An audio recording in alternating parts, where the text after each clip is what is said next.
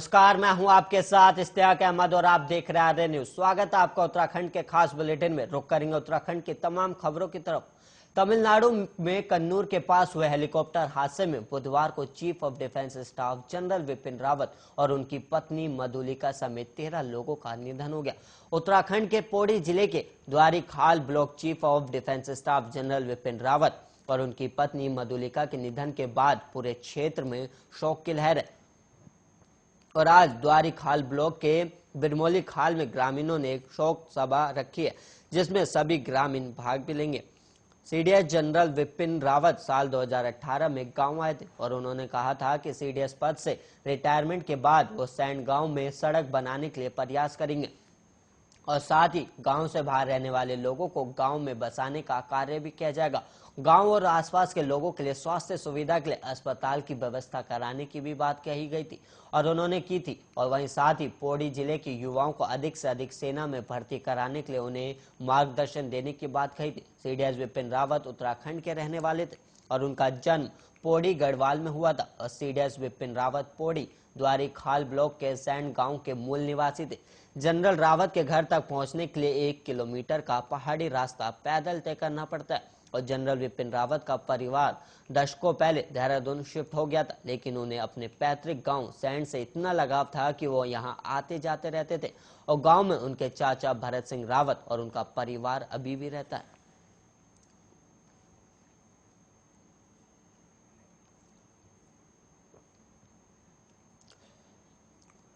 वहीं इस बार के विधानसभा चुनाव में निर्वाचन कार्यालय की ओर से कड़ी सुविधाएं बढ़ाने की पहल की गई है और वहीं एक और जहां गर्भवतियों को निस्तकजनक को मतदान केंद्र तक लाने के लिए डोली भेजी जाएगी, तो दूसरी ओर 80 वर्ष से अधिक आयु वाले मतदाताओं और कोविड पीड़ितों को पोस्टल बैलेट की सुविधा दी जाएगी। और मुख्य निर्वाचन अधिकारी सौजन्य ने बताया कि आगामी विधानसभा चुनाव में कोरोना के विरुद्ध हथियार के तौर पर मास्क, सैनिटाइजर, हैंड ग्लव्स और दिव्यांगजनों के लिए व्हीलचेयर, रैंप, दृष्टिबाधितों के लिए ब्रेल लिपि भी सभी बूथों पर उपलब्ध होगी। और उन्होंने बताया कि इस बार पहाड़ों में निःशक्त जनों तथा गर्भवती महिलाओं को बूथ तक लाने के लिए डोली का प्रयोग भी किया जाएगा। और वहीं 80 वर्ष से अधिक आयु के बुजुर्गों, चिन्हित दिव्यांगों, कोविड प्रभावितों को पोस्टल बैलेट की सुविधा दी जाएगी और कोविड प्रभावित अगर चाहें तो मतदान के अंतिम समय में बूथ पर आकर भी वोट डाल सकेंगे, लेकिन उन्हें पीपीआई किट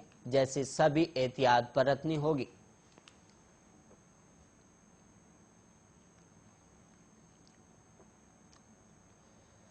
कई मांगों पर मुख्यमंत्री पुष्कर सिंह धामी के जल्द कार्रवाई के आश्वासन के बाद सचिवालय संघ ने हड़ताल खत्म कर दी और 2 दिन की हड़ताल के बाद अब आज से नियत समय पर सभी अनुभाग खुले और गुरुवार रात अधीक्षक दीपक जोशी और महासचिव विमल जोशी के नेतृत्व में सचिवालय संघ के प्रतिनिधिमंडल ने मुख्यमंत्री पुष्कर सिंह धामी से मुलाकात की और इस दौरान मुख्यमंत्री ने संघ की सभी मांगों पर जल्द सकारात्मक निर्णय लेने का आश्वासन दिया, जिसके बाद सचिवालय संघ ने हड़ताल खत्म करने का फैसला लिया। और वहीं बताया गया कि अब आज से सचिवालय में सभी अनुभाग तय समय से खुले और इससे पहले विभिन्न मांगों के पूरा न होने से नाराज सचिवालय कर्मचारियों की हड़ताल दूसरे दिन भी जारी रही और बुधवार को अनुभागों में सन्नाटा पसरा रहा। अधिकारी तो पहुंचे, लेकिन सचिवालय में कामकाज की गति बेहद धीमी दिखी और सचिवालय प्रशासन ने वैकल्पिक व्यवस्था के तहत विभिन्न विभागों के एचओडी को कर्मचारी भेजने के निर्देश दिए और उधर वाहन चालक संघ और सचिवालय सुरक्षा संगठन ने भी हड़ताल को समर्थन दे दिया और सचिवालय प्रशासन की ओर से हड़ताली कर्मचारियों के परिसर में प्रवेश पर रोक का असर नजर आया और हड़तालियों को छोड़कर बाकी सभी कर्मचारियों को घोषणा पत्र के आधार पर सचिवालय में प्रवेश दिया गया और हड़ताली कर्मचारी सचिवालय गेट के आसपास ही एकत्र हुए और अपना विरोध जताया और 2 बजे तक सभी यहां जमे रहे और इसके बाद लौट गए और उधर सचिवालय परिसर में सन्नाटा पसरा नजर आया। अधिकारियों और उनके कुछ मातहतों को छोड़ दें तो करीब सभी अनुभागों में ताले लटके मिले और कामकाज पूरी तरह से प्रभावित हुआ।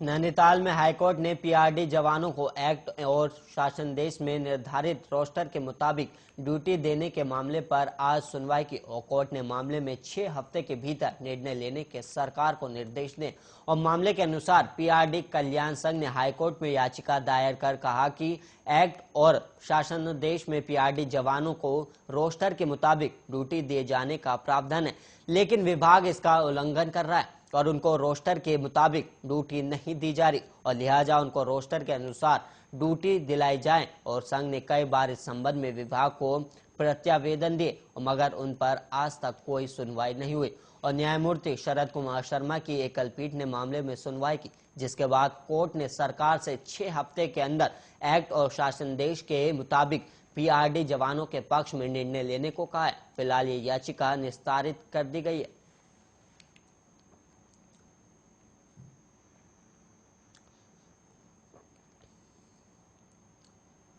उत्तराखंड की राजधानी देहरादून में ठगी के मामले कम होने का नाम नहीं ले रहे और थाना नेहरू कॉलोनी क्षेत्र में ठगी का मामला सामने आया और यहां OLX पर साइबर ठगों द्वारा बेड खरीदने के नाम पर लाखों रुपए की ठगी कर डाली और पीड़ित महिला की शिकायत पर थाना नेहरू कॉलोनी में अज्ञात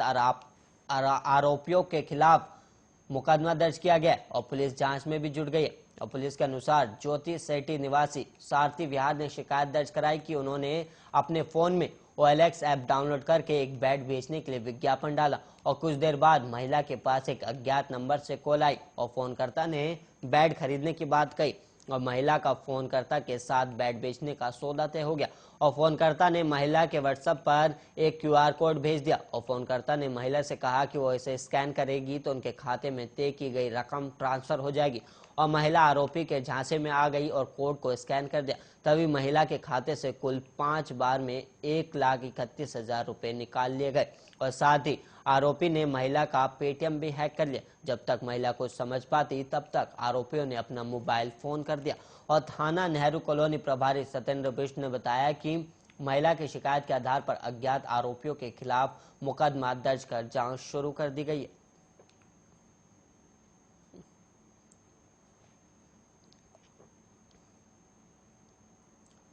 जिले के भिलनगना गांव ग्राम सभा टोली थाती बुड़ा के निवासी भगवान सिंह के बेटे स्वर्गीय चंदन सिंह की दुबई में अचानक आज मौत हो गई, जिसकी सूचना के बाद से घर में कोहराम मच गया और मृतक भगवान सिंह अपने पीछे माता पत्नी और 4 छोटे बच्चे छोड़ गया। और ग्राम प्रधान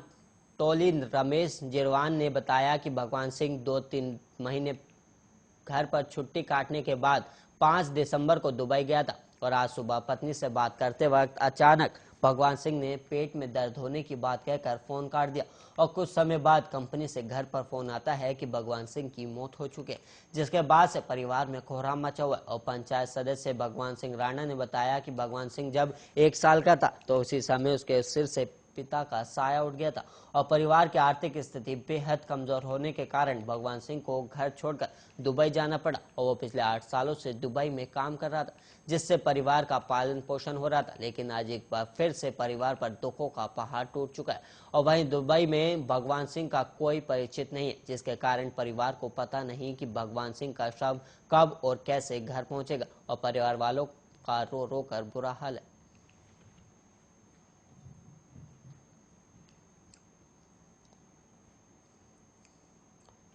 उत्तर प्रदेश के उप मुख्यमंत्री केशव प्रसाद मौर्य आज हरिद्वार पहुंचे। वैसे तो उन्हें चौपर से हरिद्वार पहुंचना था, लेकिन किसी कारणों की वजह से वो सड़क मार्ग से हरिद्वार के चंडी घाट स्थित सेवा कुंज पहुंचे, जहां उन्होंने CDS बिपिन रावत के निधन को दुखद और पीड़ादायक बताया। केशव प्रसाद मौर्य ने कहा कि वो पहले भी हरिद्वार आना चाहते थे, लेकिन किसी कारणवश वो नहीं आ पाए और उनकी तहे दिल से इच्छा थी कि वो कुंभ के दौरान हरिद्वार आए, लेकिन ये संभव नहीं हो पाया। और आज सहारनपुर और बिजनौर का दौरा भी था, जिसके बाद वो हरिद्वार पहुंचे हैं और उन्होंने बड़े ही दुख की बात है कि हमारे तीनों सेना के प्रमुख CDS बिपिन रावत अब हम सब के बीच नहीं रहे और मैं उनको नमन करते हुए विनम्र श्रद्धांजलि अर्पित करता हूं। और इस घटना से पूरे देश की आंखें नम हुई है और आज स्वतंत्र भारत के इतिहास में भारतीय सेना के लिए सबसे बड़ी घटना घटी हुई है और जिनकी अगुवाई में हमने पाकिस्तान में घुसकर सर्जिकल स्ट्राइक की और आज उनका इस तरह से चले जाना बेहद दुखद है।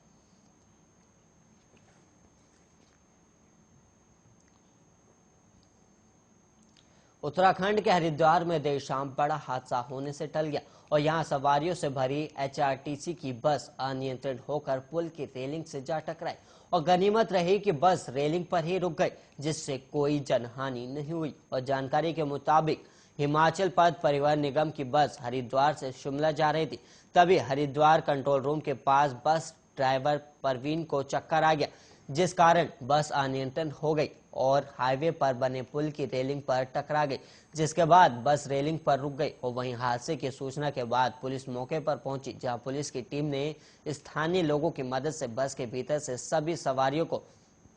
सकुशल बाहर निकाला। और सीओ सिटी हरिद्वार अभय प्रताप सिंह ने बताया कि बस में कुल 12 सवारी मौजूद थे और हालांकि इस हादसे में किसी को चोटें नहीं आई।